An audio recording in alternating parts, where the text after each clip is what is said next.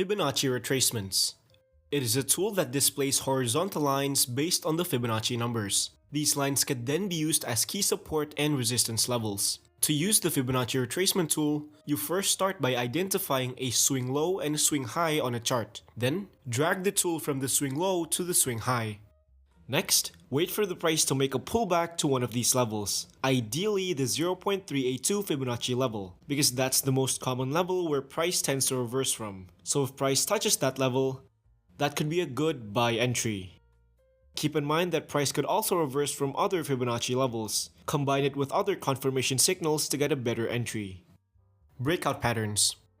It is when price makes a sudden and significant movement towards one direction. This usually forms after the market makes a consolidation period.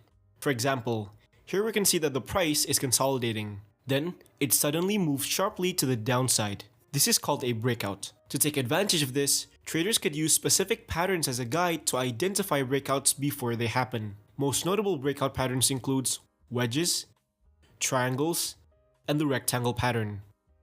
Reversal patterns. It is when price moves in the opposite direction of the current trend and forms a counter trend. Specific patterns could be identified in a chart which could help traders predict reversals before they happen. Most notable reversal patterns are double top and bottoms, triple top and bottoms, head and shoulders, cups and handles. Elliott wave. It is a theory that suggests that market tends to move in a series of 5 waves before reversing and forming another set of waves in the opposite direction. By understanding the Elliott wave sequence, traders can predict where the price is heading by following the pattern. In a chart, we can label each point of the waves as 1, 2, 3, 4, 5 and ABC. Now, there are specific rules to ensure that a movement is considered as a valid Elliott wave. First, wave 2 cannot be longer than wave 1. And usually pulls back to the 0.618 Fibonacci level. Second, wave 3 must be the longest wave amongst wave 1, 3, and 5. Third, wave 4 must remain above the peak of wave 1 and usually pulls back to the 0.382 Fibonacci level. So here's an example of the Elliott wave in action. In this chart, we can see that the price resembles a possible 1, 2, 3 Elliott wave. And so, based on the theory of wave 4, which is that price tends to pull back to the 0.382 Fibonacci level before continuing upwards, we can use this as a potential buy entry when price makes a pullback. Fair value gaps. A fair value gap occurs when a candle forms a significant gap due to an imbalance of buying or selling. To find a fair value gap, you first need to find a candle with a large body.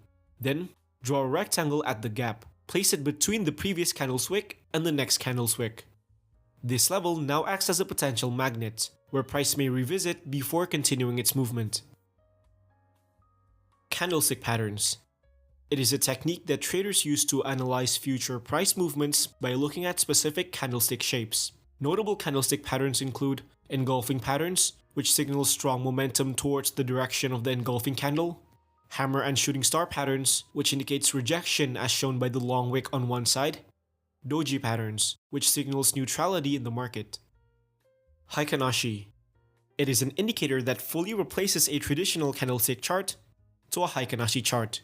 When applied, it tends to give less noise than a traditional candlestick. A green Heikin-Ashi candle signals that the price is on an uptrend, and a red Heikin-Ashi candle signals that the price is on a downtrend. The size of the candle's body also indicates how strong a trend is. The larger the candle, the stronger the trend. Keep in mind that the Heikin-Ashi only acts as an indicator. It does not display the real market price. Moon phases. It is a concept that utilizes moon cycles to time the market. Moon phase traders believe that moon cycles are correlated with human emotions and behavior, which could have an influence on the market. Specific moon phases are believed to be favorable towards a certain trend. A new moon means the market tends to be bullish, and a full moon means the market tends to be bearish. Today, it is used mostly as a confirmation tool. Renko. It replaces a traditional candlestick chart to a Renko chart. So, unlike a traditional candlestick which forms a new candle based on a certain period of time, a Renko chart forms its block based on the change of price.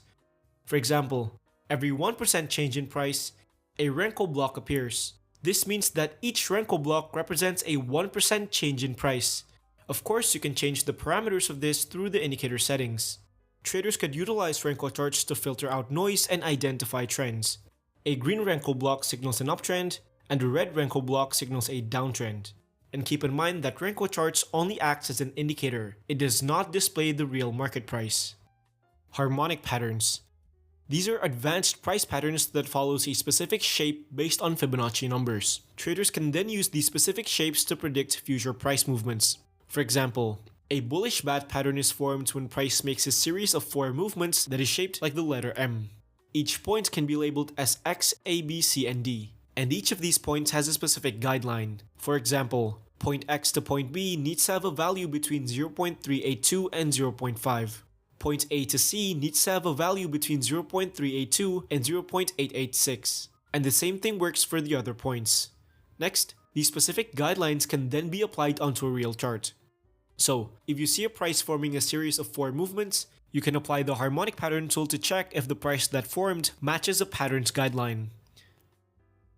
If it does, then you can take a position based on the pattern that formed. There are multiple harmonic patterns that exist. Most notable are butterfly, bat, crab, and each have their own unique values. Support and resistance. These are key levels that formed horizontally where the price has bounced off in the past and could possibly bounce again in the future. If the level is below the price, it's called support, where you can take a buy position if the price approaches it, and if the level is above the price, it's called resistance, where you can take a sell position if the price approaches it. Dynamic support and resistance. Similar to support and resistance, dynamic support and resistance also acts as key levels, but instead of using static horizontal lines, it uses indicators like the moving average to act as our key level. Trend lines. Trend lines are key levels that form diagonally during a trending market. You can use trend lines to identify the overall direction of the price. Upwards trend line means bullish, downwards trend line means bearish. And similar to support and resistance, you can also use the trend line to identify possible entry scenarios. For example, if price retraces back to a trend line, it can be a good opportunity to take a buy position. Gun angles. It is a tool that displays multiple lines that spread continuously on different angles. These lines can then act as possible key levels and could also help you measure the strength of a trend. Price moving within the steep angles of the tool indicates a strong trend, and price moving within the shallow angles of the tool indicates a weak trend. To apply the Gann angles, first you go to Settings, then make sure to check the lock price to bar ratio.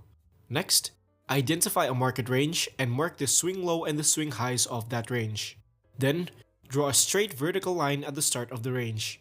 After that, select the Trend Angle tool and measure 45 degrees.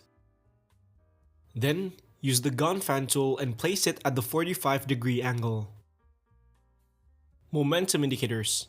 These are the types of indicator that measures the direction and strength of a trend. It is most effective when used in trending markets. Some of the most notable momentum indicators are MACD. An upwards crossover indicates a bullish trend, while a downwards crossover indicates a bearish trend.